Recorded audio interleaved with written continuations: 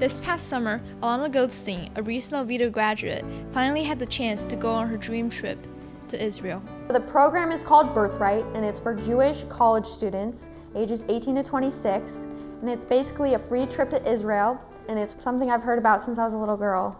But on the second day of her trip, at 1:15 in the morning, Elana was greeted with this sound.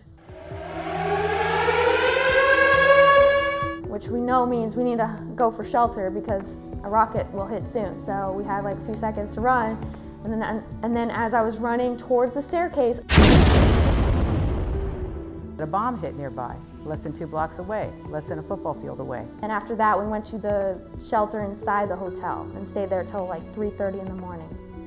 They didn't expect anything out there because it was far away from the Gaza, but the rocket came from Egypt because some terrorists in Egypt didn't like the fact that Egypt was trying to assist with the ceasefire between Hamas and Israel. But the nightmare is still not over. The day she was coming back, I was even further alarmed because I found out the ground war was starting.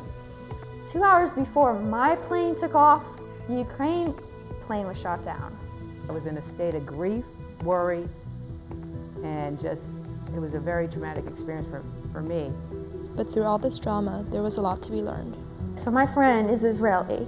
She told me, because she looks Israeli, that she needs to carry a book in her backpack to have protection in her back so that if a terrorist comes behind her and stabs her, there'll be a barrier. And I was really shocked by that. Their whole mentality there is different. They don't take things for granted, and they've been made tough by all the war they've experienced. We didn't expect a war to start when you send your kid on a trip. You wouldn't know there was a war going on, like looking at all the beautiful mountains and sights. It just shows you in a minute of time, in one moment, in one day, a lot can happen, a lot can change. 10 long days later, Elana finally came home. I went to the airport with my husband and I just hugged her like I've never hugged her before, and she was like, "What are you doing?" She was so calm. She got the Smile Award for helping other kids there. And that I was really amazed with her, and I always said to myself, if there was one person that I would want to be like, it would be Elana.